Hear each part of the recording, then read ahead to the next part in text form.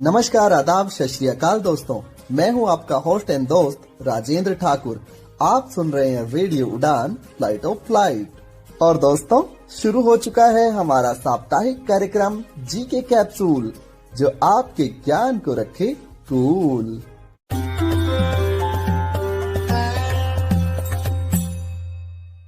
दोस्तों, इस कार्यक्रम का मुख्य उद्देश्य प्रश्नोत्तरी के माध्यम से आपके ज्ञान में वृद्धि करना है। कार्यक्रम का प्रसारण हर सोमवार रात 10 बजे और पुनः प्रसारण हर मंगलवार शाम 5 बजे से रेडियो उड़ान द्वारा किया जाता है। आइए शुरू करते हैं प्रश्नोत्तरी का सिलसिला, लेकिन उससे पहले एक छोटा सा ब्रेक। क्या आप डिसेबिलिटी के बारे में सटीक और विश्वसनीय जानकारी जानना चाहते हैं? तो विजिट करें disability.390.org। ये वेबसाइट एक ऐसा मंच है जहां आपके सवालों को मिलेंगे विशेषज्ञों से उत्तर। आपको मिलेंगे सेल्फ एडवोकेसी की प्रेरणादायक कहानियों के वीडियोस। इतना ही नहीं, engaging games, valuable resources, inclusive music video और ढेर सारी ऑथेंटिक इन्फॉर्मेशन। दिव्यांगता से जुड़े अपने सवालों के जवाब खोजिए, अपनी क्यूरियोसिटी को एक्सप्लोर कीजिए वेबसाइट पर डाइविंग डीप सेगमेंट के साथ। तो देर किस बात की, आज ही विजिट करें disability.trinayani.org और disability.390 के साथ मिलकर बनाए समावेशी समाज।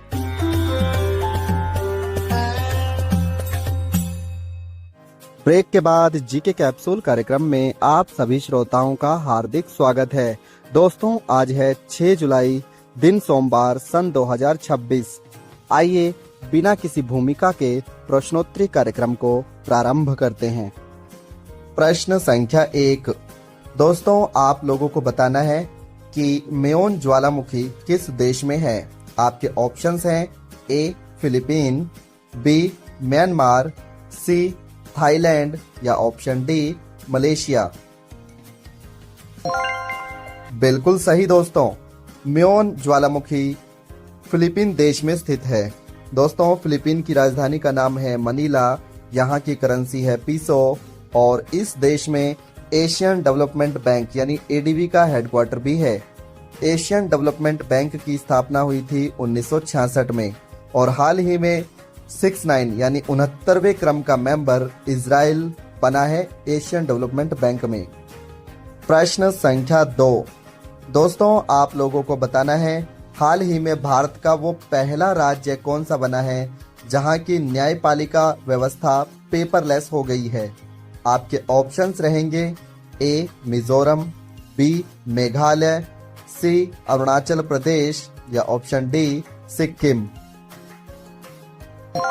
बिल्कुल सही दोस्तों, ये सिक्किम है जहां की न्यायपालिका अब पेपरलेस हो गई है और ऐसी ये पहली भारतीय न्यायपालिका है, इसलिए ये प्रश्न महत्वपूर्ण हो जाता है। कमेंट बॉक्स में आप लोग सिक्किम राज्य की राजधानी का नाम बताएं और साथ ही बताएं कि भारतीय संविधान के कौन से संशोधन के द्वारा सन 1975 में सिक्किम को भारत का 22वां राज्य बनाया गया था। प्रश्न संख्या 3।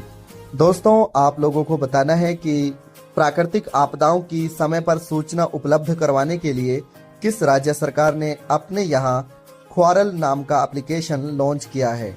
आपके ऑप्शंस रहेंगे ए मिजोरम, बी मेघालय, सी मणिपुर या ऑप्शन डी असम। बिल्कुल सही दोस्तों, ख्वारल नाम की एप्लीकेशन मिजोरम राज्य ने लॉन्च की है। दोस्तों, मिजोरम की राजधानी का नाम है आइजोल और ये भारत का प्रतिशत के आधार पर सबसे अधिक वनों वाला क्षेत्र है। इस राज्य के 75% भूभाग पर वन है और 25% भाग पर लोग निवास करते हैं। जबकि संख्या के आधार पर देखें तो मध्य प्रदेश में भारत में सबसे अधिक वनों की संख्या है और लकड़ी उत्पादन के आधार पर देखें तो दुनिया में लकड़ी उत्पादन यानी टिम्बर प्रोडक्शन में नंबर 1 कंट्री है संयुक्त राज्य अमेरिका। प्रश्न संख्या 4। दोस्तों, आप लोगों को बताना है international plastic bag free day कब मनाया जाता है। आपके ऑप्शंस रहेंगे ए 1 जुलाई, बी 2 जुलाई, सी 3 जुलाई या ऑप्शन डी 4 जुलाई। बिल्कुल सही दोस्तों, इंटरनेशनल लेवल पर अंतर्राष्ट्रीय जो सिंगल यूज प्लास्टिक है, यानी जो बैग होते हैं, पॉलीथीन जिन्हें हम बोलते हैं, पन्नी या लिफाफा के नाम से भी जानते हैं, उनको हम अलविदा कहना चाहते हैं। तो इस संदर्भ में जो दिवस है वो 3 जुलाई को मनाया जाता है, जिसे हम international plastic bag free day के नाम से भी जानते हैं। दोस्तों, इस बार की थीम भी है कि सिंगल प्लास्टिक बैग से हमें फ्रीडम प्राप्त करनी है, आज़ादी चाहिए। तो आप लोगों ने देखा होगा कि ब्लिंकिट या फिर जोमेटो, स्विगी पर हम लोग खाना ऑर्डर करते हैं तो वहाँ पर जो बैग हैं वो अब कागज़ यानी अखबार के आते हैं, और सब्जियों के लिए आजकल हम लोग जूट बैग का इस्तेमाल करने लगे हैं। प्लास्टिक बैग आप अगर अपने जीवन में इस्तेमाल करते हैं तो उसको दूर कीजिए, क्योंकि ये माइक्रो प्लास्टिक बनकर जल में समाहित हो जाते हैं और उसके बाद हमारे बॉडी में प्रवेश करते हैं। तो प्लास्टिक से हमें दूरी बनानी है। प्रश्न संख्या 5। दोस्तों, आप लोगों को बताना है कि दुनिया का सबसे गहरा गर्त है जो प्रशांत महासागर में स्थित है, जिसकी लंबाई है 11 किलोमीटर, ये गहराई है, माफ कीजिएगा, और इसे हम मैरियाना ट्रेंच के नाम से भी जानते हैं। आपको बताना है कि ये कौन से आइलैंड पर स्थित है। आपके ऑप्शंस रहेंगे: ए पैसिफिक आइलैंड पर स्थित है, बी चैलेंजर आइलैंड पर स्थित है, सी ग्रीनलैंड आइलैंड पर स्थित है, या option D sea food island पर स्थित है।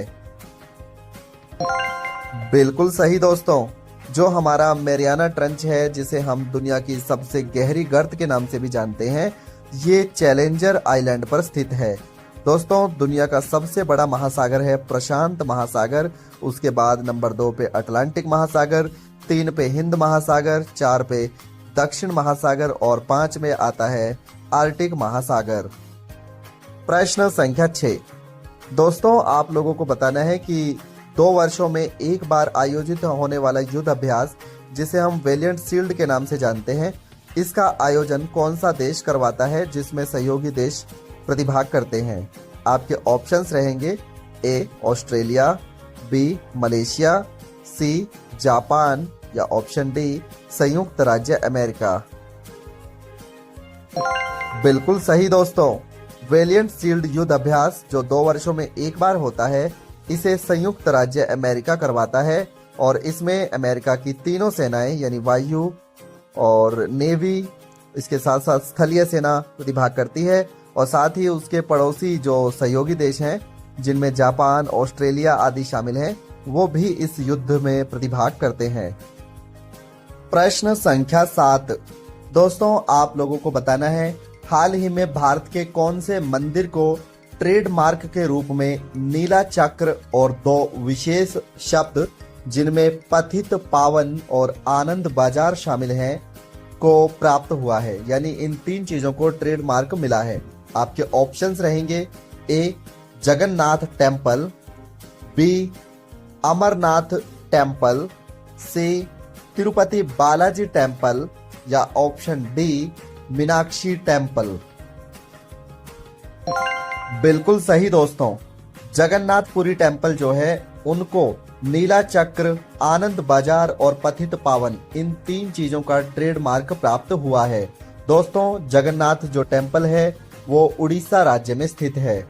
आपको बताना है कि यह मंदिर कौन से भगवान को समर्पित है। प्रश्न संख्या 8।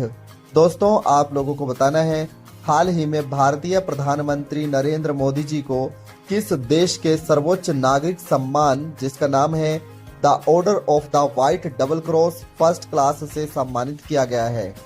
आपके ऑप्शंस रहेंगे: ए स्लोवाकिया, बी सर्बिया, सी यूक्रेन, या ऑप्शन डी इथोपिया।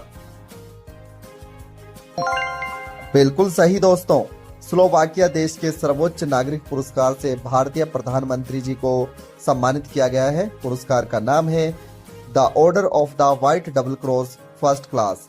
दोस्तों, भारतीय प्रधानमंत्री को अब तक 32 से भी अधिक सम्मान प्राप्त हो चुके हैं। प्रश्न संख्या 9। दोस्तों, आप लोगों को बताना है, हाल ही में कौन से अरब के प्रायद्वीपीय देश में 15 वर्ष से कम आयु के बच्चों के लिए सोशल मीडिया पर प्रतिबंध लगा है। आपके ऑप्शंस रहेंगे: ए संयुक्त अरब इमरात यानी यूएई, बी सऊदी अरेबिया, सी कतर, या ऑप्शन डी कुवैत। बिल्कुल सही दोस्तों, संयुक्त अरब इमरात। प्रश्न संख्या 10।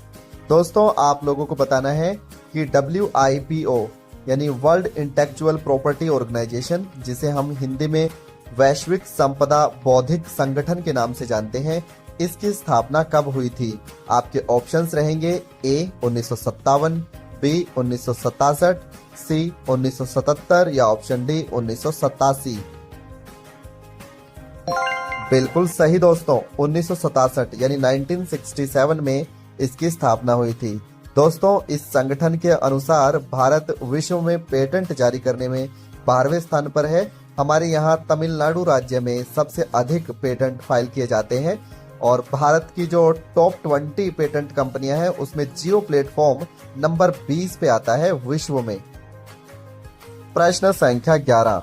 दोस्तों आप लोगों को बताना है कि वर्ष 2026 के लिए भारत के प्रतिष्ठित पुरस्कार दीनानाथ लता मंगेशकर पुरस्कार से किन्हें सम्मानित किया गया है? आपके ऑप्शंस रहेंगे ए कैलाश सत्यार्थी, बी अरुंधति रॉय, सी अमिताभ बच्चन या ऑप्शन डी लाल मोहन सिंह।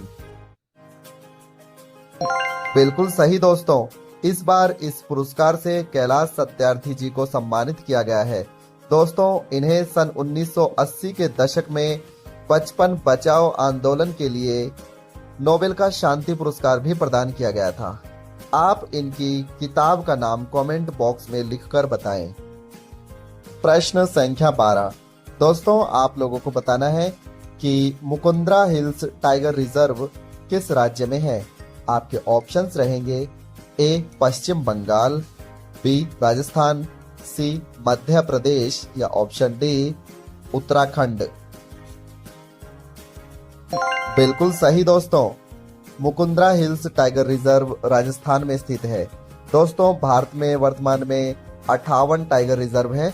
भारत में पहला tiger reserve heli national park यानी हेली पार्क टाइगर रिजर्व के नाम से ही है। जो हेली नेशनल पार्क है और उसके साथ में ही हेली टाइगर रिजर्व भी है, जो 1973 में लगभग ओपन हुआ था।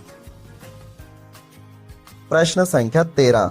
दोस्तों जैसा कि आप लोग जानते हैं कि timeout.com ने अपनी एक रिपोर्ट जारी की है कि खान पान और संस्कृति के आधार पर दुनिया के 20 शहरों की लिस्ट जारी की है। इस रिपोर्ट में इसमें भारत का एकमात्र शहर कौन है जो 18वें नंबर पर है? आपके ऑप्शंस रहेंगे ए जयपुर, बी हैदराबाद, सी लखनऊ या ऑप्शन डी चंडीगढ़।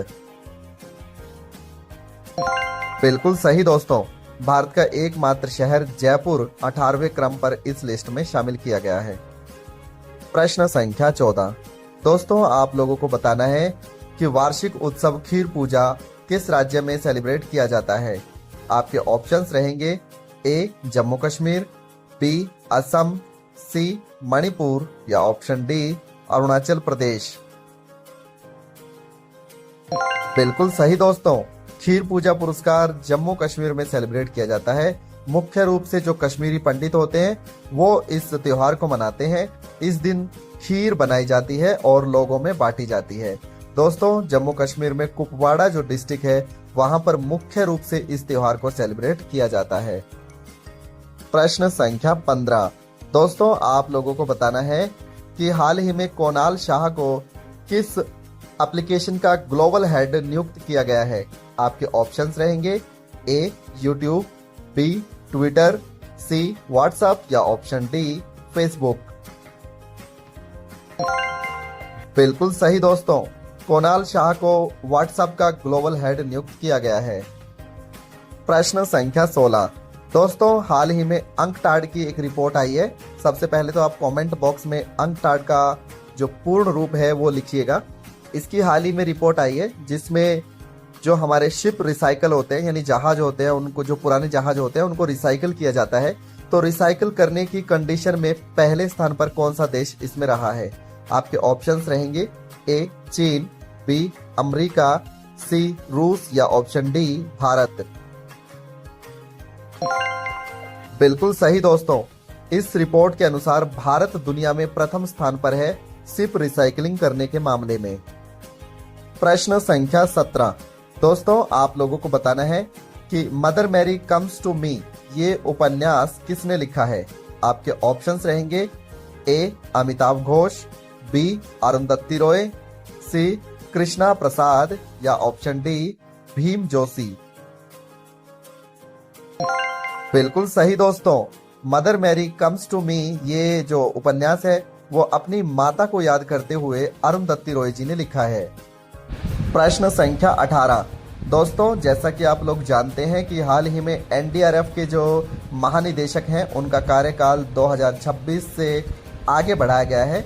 आपको बताना है कि वर्तमान में एनडीआरएफ के जो महानिदेशक हैं वो कौन हैं। आपके ऑप्शंस रहेंगे ए पीयूष आनंद, बी पंकज आनंद, सी पंकज सेतिया या ऑप्शन डी श्रुति गोयल। बिल्कुल सही दोस्तों, पीयूष आनंद वर्तमान में एनडीआरएफ के अध्यक्ष हैं, यानी महानिदेशक हैं, जनरल डायरेक्टर हैं ये। और एनडीआरएफ की स्थापना कमेंट बॉक्स में बताएं कब हुई थी और इसका पूर्ण रूप क्या है। प्रश्न संख्या 19। दोस्तों, आप लोगों को बताना है कि ओलंपिक दिवस कब मनाया जाता है और आपके ऑप्शंस रहेंगे ए 21 जून, बी 22 जून, सी 23 जून या ऑप्शन डी 24 जून। बिल्कुल सही दोस्तों, प्रत्येक वर्ष 23 जून को वर्ल्ड ओलंपिक डे मनाया जाता है।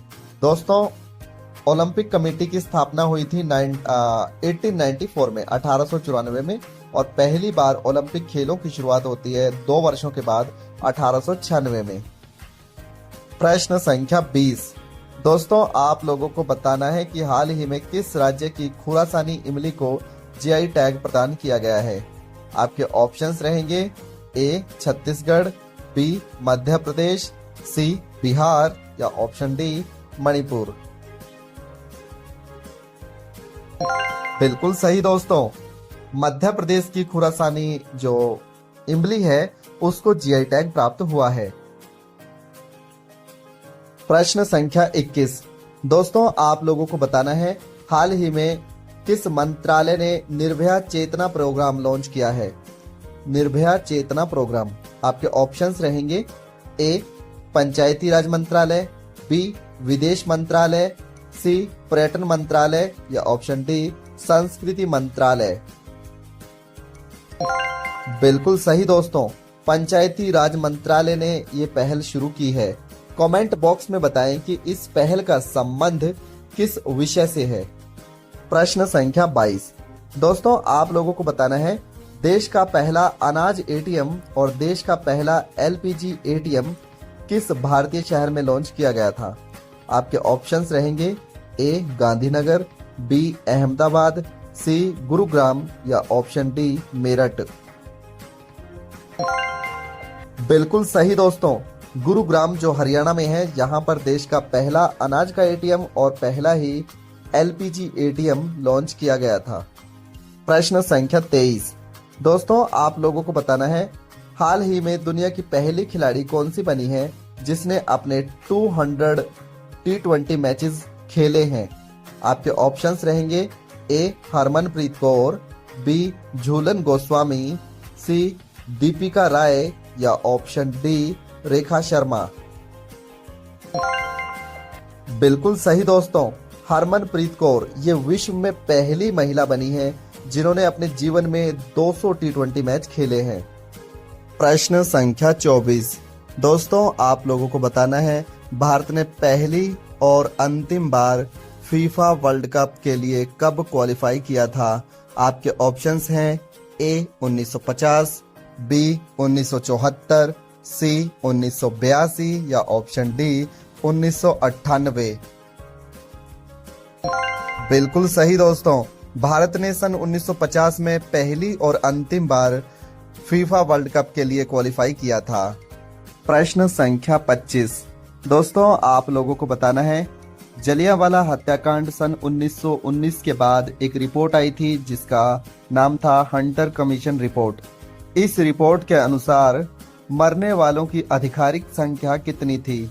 आपके ऑप्शंस रहेंगे ए 220, बी 229, सी 343 या ऑप्शन डी 379।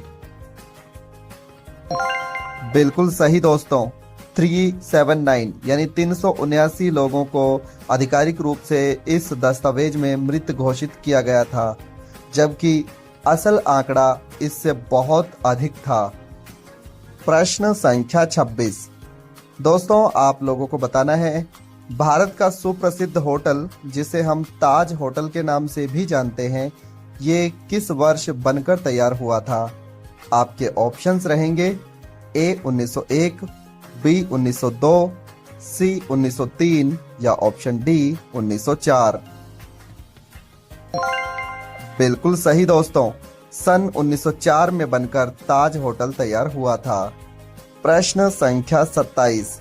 दोस्तों, आप लोगों को बताना है भारत के महान क्रांतिकारी चंद्रशेखर आजाद जी ने भारतीय स्वतंत्रता के लिए अपने प्राणों का बलिदान किस वर्ष दिया था? आपके ऑप्शंस रहेंगे ए 1928, बी 1929, सी 1930 या ऑप्शन डी 1931। बिल्कुल सही दोस्तों, 27 फरवरी सन 1931 को उन्होंने अपने प्राणों का बलिदान भारतीय स्वतंत्रता के लिए दिया था। प्रश्न संख्या 28। दोस्तों, आप लोगों को बताना है भारत के प्रसिद्ध शहर हम्पी को यूनेस्को द्वारा हेरिटेज साइट का दर्जा यानी विश्व विरासत स्थल का दर्जा किस वर्ष प्रदान किया गया था? आपके ऑप्शंस रहेंगे ए 1983 में, बी 1986, सी 1987 या ऑप्शन डी 1990। बिल्कुल सही दोस्तों, वर्ष 1986 में हम्पी को विश्व विरासत स्थल का दर्जा यूनेस्को द्वारा प्रदान किया गया था। प्रश्न संख्या 29। दोस्तों, आप लोगों को बताना है कि भारतीय वायुसेना द्वारा ऑपरेशन सफेद सागर कब चलाया गया था? आपके ऑप्शंस रहेंगे ए 1965 में, बी 1971 में, सी 1984 में या ऑप्शन डी 1999 में।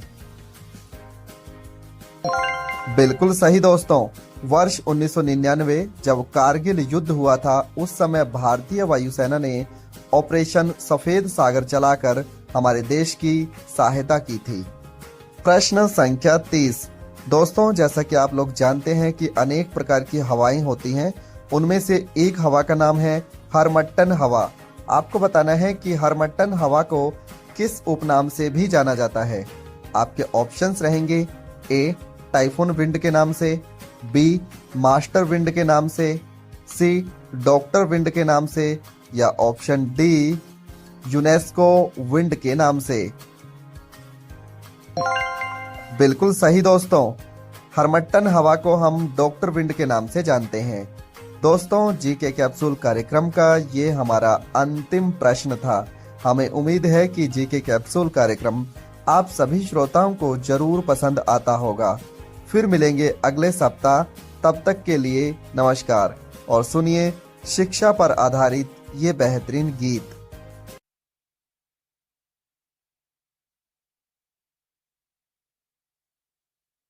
Danadom, danadom, danadom, danadom, danadom, danadom, danadom. Danadom, danadom, danadom, danadom, danadom, danadom, danadom. हमें लिखना है, पढ़ना है, आगे ही बढ़ना है, खाते हैं हम ये कसम।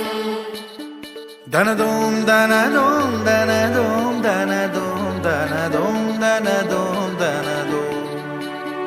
जो ज्ञान का रास्ता है, शिक्षा का रास्ता है, उसी पे चलेंगे हम।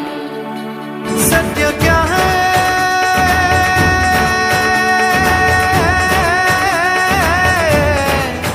ये सुनो, अपने मन में जान लो। ज्ञान की जो रोशनी है, उसमें ही तो जिंदगी है। पाओ शिक्षा, पाओ भोजन, स्वस्थ मन हो, स्वस्थ जीवन। वो जो शिक्षा पा गया है, वो ही आगे आ गया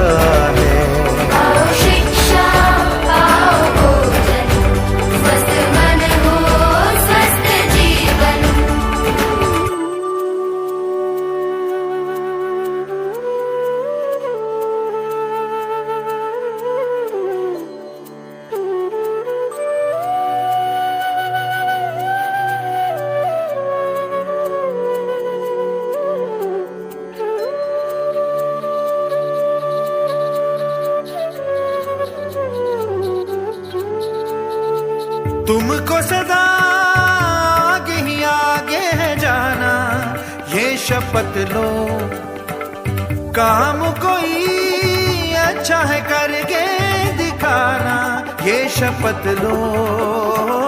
विद्या जो पाएंगे हम, कुछ न दिखाएंगे हम, पढ़ लिख के जो काज करेंगे सबके मन में राज करेंगे, राज करेंगे, राज करेंगे, समझो जरा।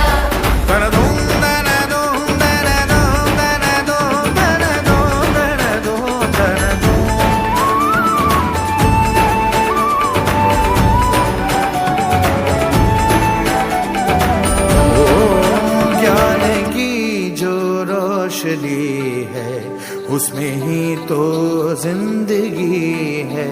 पाओ शिक्षा, पाओ भोजन, स्वस्थ मन हो स्वस्थ जीवन। गाना दो, गाना दो, गाना दो, गाना लिखना है, पढ़ना है, आगे ही बढ़ना है, गाते हैं होंगे न सोना। जो ज्ञान का रास्ता है, शिक्षा का रास्ता है, उसी पे चले। गाना दो, गाना दो, गाना लिखना है, पढ़ना है, आगे ही बढ़ना है, गाते हैं होंगे न सोना।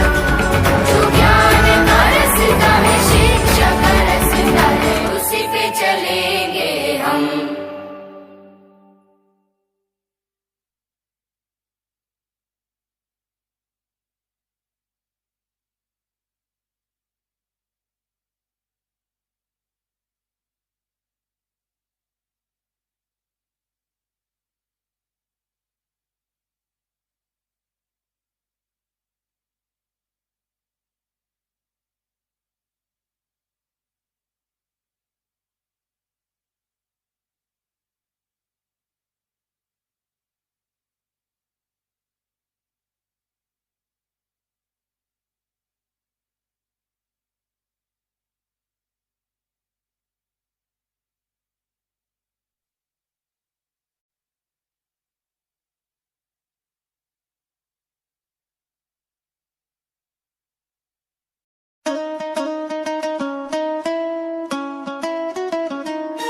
जिद है इतिहास बदलने की, जिद है इतिहास बदलने की, जिद है इतिहास बदलने की, जिद है इतिहास बदलने की।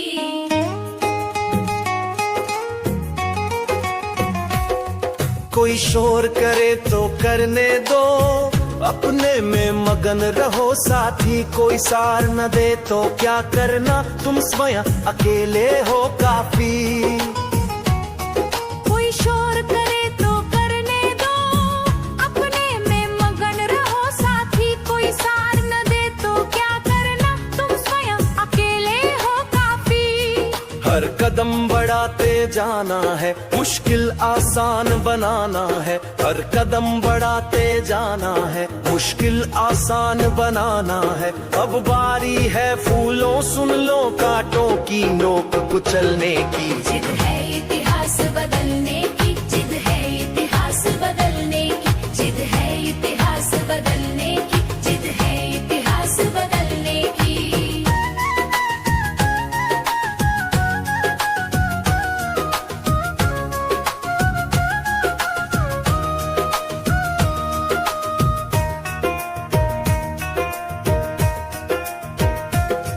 ठोकर खाकर गिर जाना क्या चलने से तुमको रोकेगा। हर बार तुम्हारा गिरना ही दुगने साहस में झोंकेगा।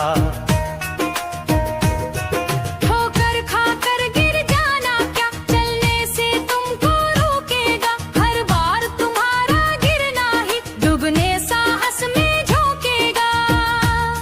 चल रही हवाएं हर चन है, संदेश सुनाती सनसन है। चल रही हवाएं हर चन है, संदेश सुनाती सनसन है। लहू पसीना कर लेना, बारी है तुम्हारे चलने की। जिद है इतिहास बदलने की, जिद है इतिहास बदलने की, जिद है इतिहास बदलने की, जिद है इतिहास बदलने की।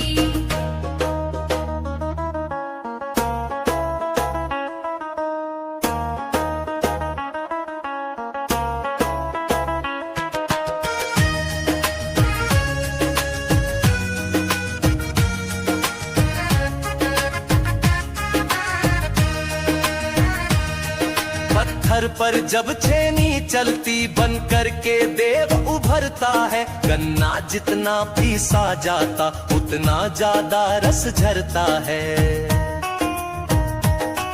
पत्थर पर जब छेनी चलती बन करके देव उभरता है। गन्ना जितना पीसा जाता उतना ज्यादा रस झरता है। यदि विजय सूर्य पर पाना है तो बादल सा बन जाना है। यदि विजय सूर्य पर पाना है तो बादल सा बन जाना है। सागर की लहरें क्या रोके, क्षमता है पार उतरने की। जिद है इतिहास बदलने की, जिद है इतिहास बदलने की, जिद है इतिहास बदलने की, जिद है इतिहास बदलने की। कोई शोर करे तो करने दो, अपने में मगन रहो साथी। कोई साथ न दे तो क्या करना, तुम स्वयं अकेले हो काफी। हर कदम बढ़ाते जाना है, मुश्किल आसान बनाना है। अब बारी है फूलों सुन लो कांटों की नोक कुचलने की। जिद है इतिहास बदलने की, जिद है इतिहास बदलने की, जिद है इतिहास बदलने की, जिद है इतिहास बदलने की।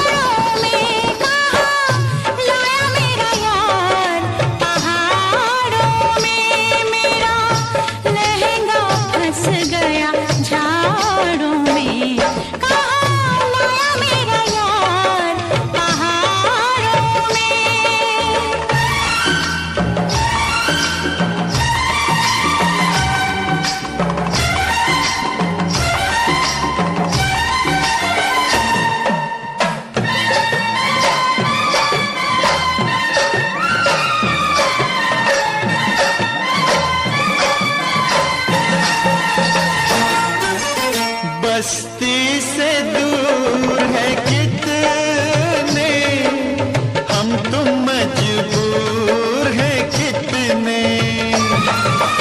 बस्ती से दूर है कितने, हम तुम मजबूर है कितने। अपना संजोग है ऐसा, ये प्रेम का रोग है ऐसा, ये प्रेम का रोग है ऐसा।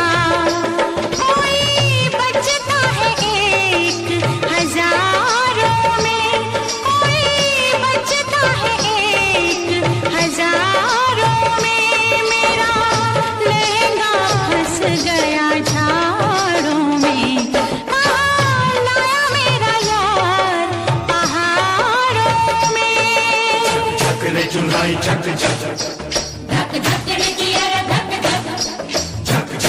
जुलाई झक झक धक धक रे जियर धक धक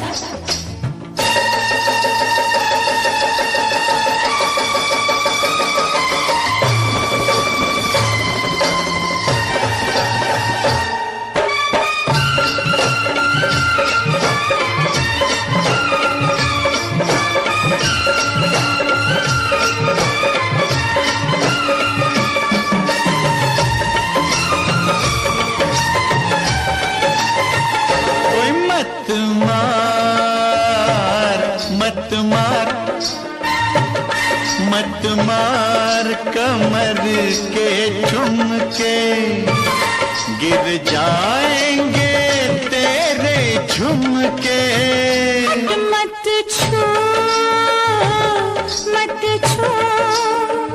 अंग तू मेरा उड़ जाए रंग न तेरा उड़ जाए रंग न तेरा कर दूर से बात इशारों में कर दूर से बात इशारों में मेरा लहंगा फंस गया झाड़ों में कहाँ लाया मेरा यार पहाड़ों में झक झक रे जुलाई झक झक धक धक रे जियर धक धक झक झक रे जुलाई झक झक धक धक रे जियर धक धक